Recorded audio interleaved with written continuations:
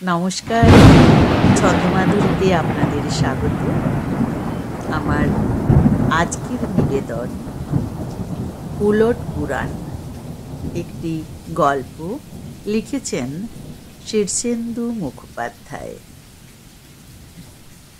বাইরের জরুরি কাজ সেরে ফিরতে এবার একটু দেরি হলো বজ্রবাহুর। কাজটা ছিল ঝামেলার, আর দূরত্বটাও বড় কম নয়। তবে দেরি হলেও বাড়ির খবর নিয়মিতই পেয়েছেন। তার মা, বাবা, স্ত্রী এবং খোকা খুকিরা ভালোই আছে। ২৫০০ বছরে আর এমন কী বা বিশেষ পরিবর্তন হবে? এই ২৫০০ বছর শুনতে যতটা, কার্যত তো ততটা নয়। কারণ মহাকাশ পাড়ি দিয়ে ভিন্ন নক্ষত্রপুঞ্জে যেতে যেতে আপেক্ষিক নিয়মে যতটা সময় লাগে তার ঢের বেশি সময় পৃথিবীতে অতিক্রান্ত হয়। আর কাজের মধ্যে ডুবে থাকলে তো সময় টের পাওয়াও যায় না। বজ্রবাহু যে নক্ষত্রের মণ্ডলে গিয়েছিলেন, সেই নক্ষত্রটি সূর্যের চেয়ে ১০ গুণ বড়, আর তার মণ্ডলে রয়েছে অন্তত ২৫০ সবুজ সজীব গ্রহ, যার প্রত্যেকটি মানুষের পক্ষে বাসযোগ্য। তাদের মধ্যে অন্তত ২০টিতে অতি সুসভ্য সব জীবের বাস, যারা অনেকটাই মানুষের মতো, তবে বিজ্ঞানে তেমন উন্নতি করেনি। এইসব গ্রহে গ্রহান্তরে ঘুরে ঘুরে বিস্তর গবেষণা ও তথ্য সংগ্রহ করতে হয়েছে বজ্রবাহু ও তার দলকে। তাদের সফর খুবই সফল হয়েছে। পৃথিবীতে তাদের খুবই প্রশংসা হচ্ছে।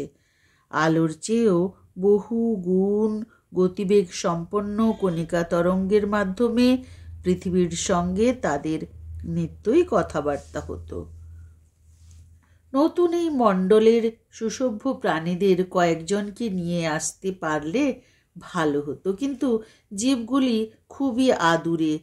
তাদের গ্রহগুলিতে এত খাদ্যশস্য, এত ভালো আবহাওয়া এবং এমনই আরামে তারা আছে যে মাথা ঘামিয়ে যে খেটে খুঁটে কিছুই করতে হয় না। ফলে তারা বিজ্ঞান প্রযুক্তি এসব নিয়ে খুব বেশি মাথাও ঘামায় না। খায় দায়, দিনরাত ফুর্তি করে। তবে মোটর গাড়ি বা এরোপ্লেনের মতো সেকেলে যানবাহন তাদের আছে। রাস্তাঘাট, বাড়িঘর, বিজলি বাতিও আছে। তার চেয়ে বেশি দূর আর এগোয়নি, এগোতে বিশেষ আগ্রহও নেই।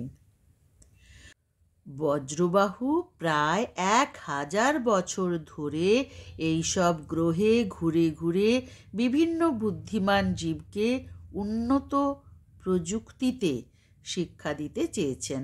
তারা একটু শেখে, তারপর আর গা করে না। এমনকি যে বিজ্ঞানের বলে পৃথিবীর মানুষ অমরত্ব অর্জন করেছে, তাও তারা একরকম প্রত্যাখ্যানই করেছে। তাদের ভাবখানা হলো প্রকৃতির নিয়মে যা হওয়ার হবে, আমাদের ওপর বেশি আস্থা নেই।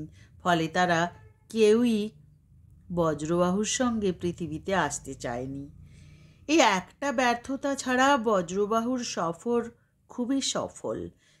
তিনি নানা অদ্ভুত উদ্ভিদ ও মাটি, ধাতু ও শিলাখণ্ড এনেছেন ওইসব গ্রহের নানা শিল্পের নমুনা, আরও অনেক কিছু। পৃথিবীর মহাজাগতিক অবতরণ কেন্দ্রে তাঁদের খুব জাঁকালো রকমের স্বাগত জানানো হয়েছে। বিশ্ব রাষ্ট্রপতি স্বয়ং এসে তাঁদের অভ্যর্থনা ও সম্বর্ধনা জানিয়েছেন। বজ্রবাহু ও তার দলের ৫০০ জন সদস্য পৃথিবীতে নেমে দেখলেন সবই সেই ২৫০০ বছর আগেকার মতোই রয়েছে। তেমন সাংঘাতিক কোনো পরিবর্তন হয়নি, কিন্তু নতুন বাড়িঘর, রাস্তাঘাট হয়েছে মাত্র। পৃথিবীর বিজ্ঞান এমন চূড়ান্ত স্তরে পৌঁছে গেছে যে নতুন কিছু আবিষ্কারও আর তেমন ঘটে না। মানুষ অমরত্ব অর্জন করায় আর নতুন মানুষ জন্মায় না, তবে কিছু মানুষ যখন অন্য গ্রহে স্থায়ীভাবে বাস করতে চলে যায় তখন কিছু মানুষকে জন্মগ্রহণ করতে দেওয়া হয়। অভ্যর্থনকারীদের মধ্যে বজ্রবাহুর বাবা মা স্ত্রী ও ছেলেমেয়েরাও ছিল। সকলেই একই রকম আছে, কারো বয়সই ৩-৪ হাজারের কম নয়। শুধু ছোটটা প্রাপ্তবয়স্ক হয়েছে, এছাড়া আর কোনো পরিবর্তন নেই। বজ্রবাহুকে দেখে তারা সকলেই যথোচিত আনন্দ প্রকাশ করল। বাড়িতে ফিরে বজ্রবাহু বহুদিন পরে পোস্ত চচ্চড়ি আর চালতার অম্বল দিয়ে ভাত খেলেন। যেসব গ্রহে গিয়েছিলেন সেখানকার খাদ্যদ্রব্য অন্যরকম। পুরনো অভ্যস্ত খাবার খেয়ে বহুকাল পর ভারী খুশি হলেন বজ্রবাহু। সকলের সঙ্গে বসে গল্প টল্প করলেন কিছুক্ষণ, তারপর বিভিন্ন মিটিং ও সম্বর্ধনা সভায় যেতে হলো। এইরকম একটা মিটিংয়ে তার সফর সঙ্গীদের অন্যতম পুণ্ডরিক বজ্রবাহুকে কানে কানে বলল, ওহে বজ্রবাহু, মানুষের হাসি খুশির ভাবটা বেশ খানিকটা কমে গেছে, লক্ষ্য করেছ? বজ্রবাহুর হঠাৎ মনে হলো পুণ্ডরিক মিথ্যে কথা বলেননি। সত্যিই ওপর ওপর সবাই একটা খুশিয়াল ভাব দেখাচ্ছে বটে, কিন্তু কেমন যেন প্রাণহীন। নিজের স্ত্রী ছেলে মেয়ে ওর মধ্যেও যেন এটাই আজ লক্ষ্য করেছেন তিনি, কিন্তু ধরতে পারেননি। তিনি জিজ্ঞেস করলেন, কি ব্যাপার বলো তো পুণ্ডরিক, ২৫০০ বছরে এমন কি হলো? পুণ্ডরিক মাথা চুলকে বলল, কিছুই তো হওয়ার কথা নয়, পৃথিবীর কোনো পরিবর্তন দেখছি না, বিবর্তনও বহুকাল হলো থেমে গেছে, মানুষের কোনো দুঃখ বা অভাব নেই, সুতরাং কি ঘটতে পারে তা বুঝে ওঠা মুশকিল। তবে একটা জিনিস লক্ষ্য করেছি, পৃথিবীতে আগের তুলনায় গাছপালা কিছু বেড়ে গেছে।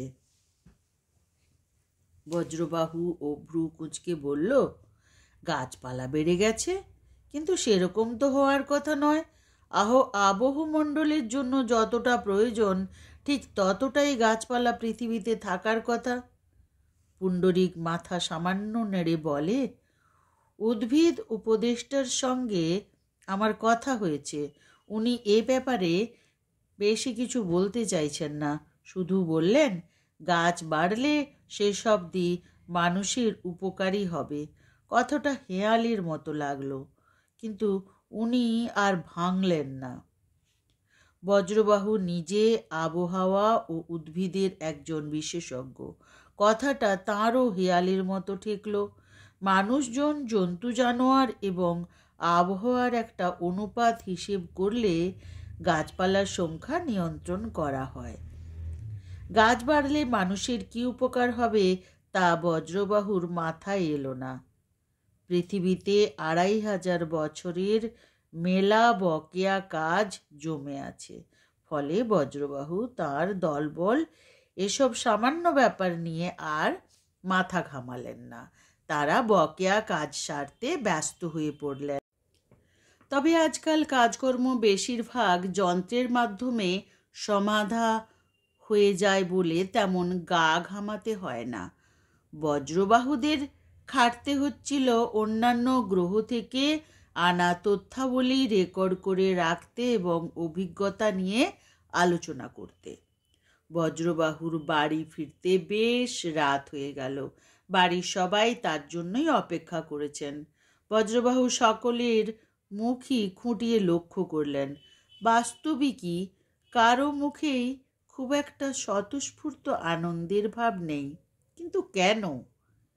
বিজ্ঞানের কল্যাণে পৃথিবী থেকে রোগ ভোগ মৃত্যু বিদায় নিয়েছে, অভাব কষ্ট নেই, পরিশ্রমও নেই, তাহলে চাপা বিষণ্ণতা দেখা যাচ্ছে কেন?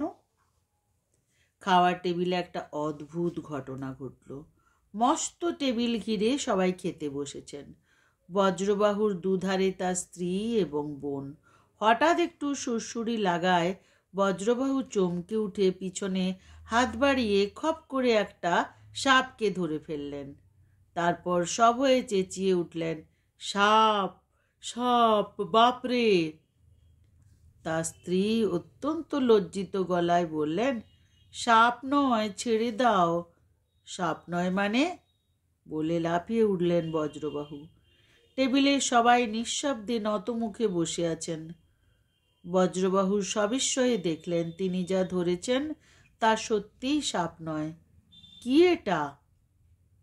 বলে ফের বজ্রকণ্ঠে চেঁচিয়ে উঠলেন বজ্রবাহু।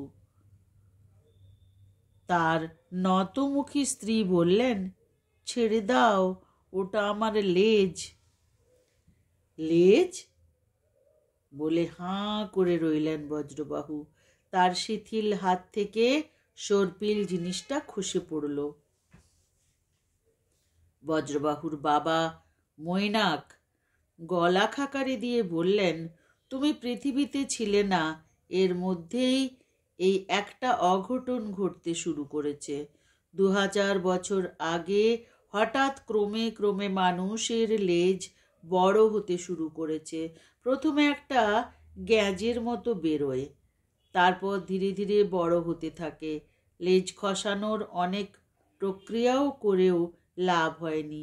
এখন আমাদের প্রত্যেকেরই 1 হাত, 1.5 হাত, 2 হাত লম্বা লেজ রয়েছে। কাপড় চোপড়ে ঢাকা থাকে বটে, কিন্তু সত্যটা তো অস্বীকার করার উপায় নেই। বজ্রবাহু মাথায় হাত দিয়ে বসে পড়লেন।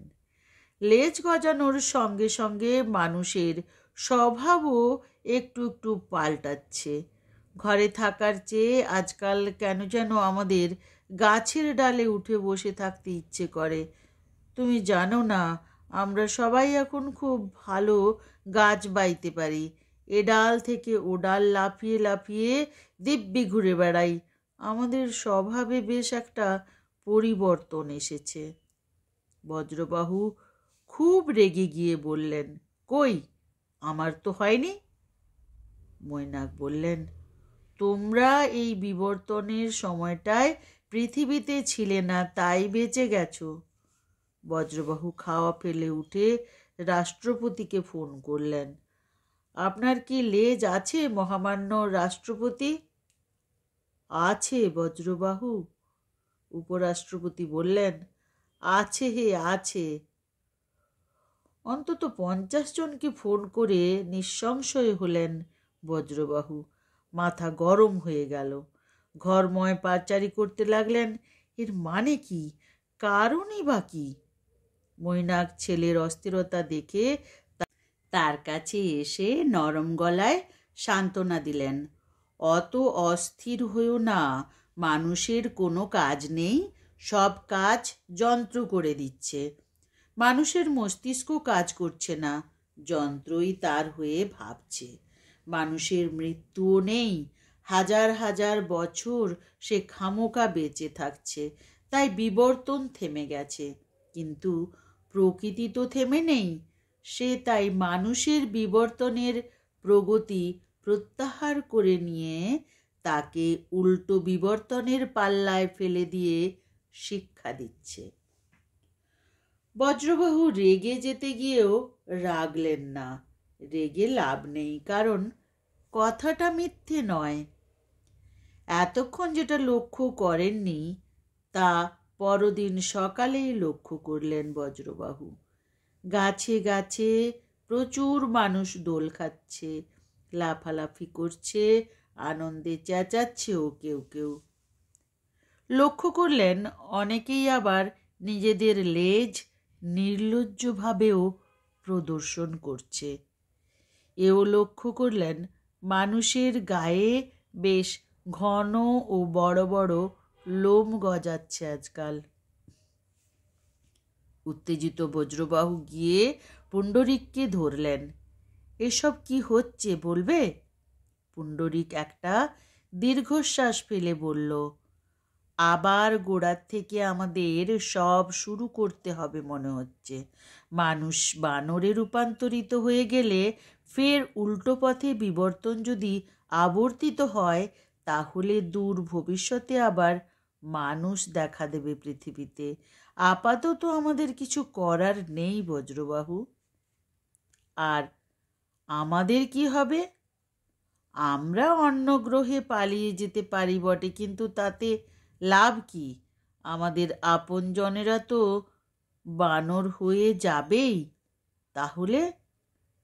আর একটা দীর্ঘশ্বাস ফেলে পুণ্ডরীক বলল, আমরা অপেক্ষা করব, আর কিছুদিনের মধ্যেও আমাদেরও বাস্তবিক মাত্র 1000 বছরের মধ্যেই বজ্রবাহু, পুণ্ডরীক এবং তাঁদের দলবলের লেজ গজাতে লাগলো।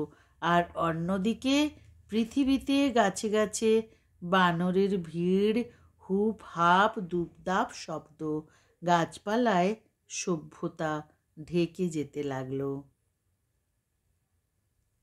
গল্পটি এখানেই শেষ হলো।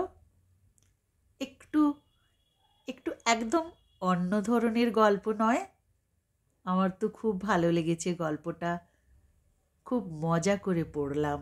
আপনাদের কেমন লাগলো অবশ্যই জানাতে ভুলবেন না। আবার দেখা হবে।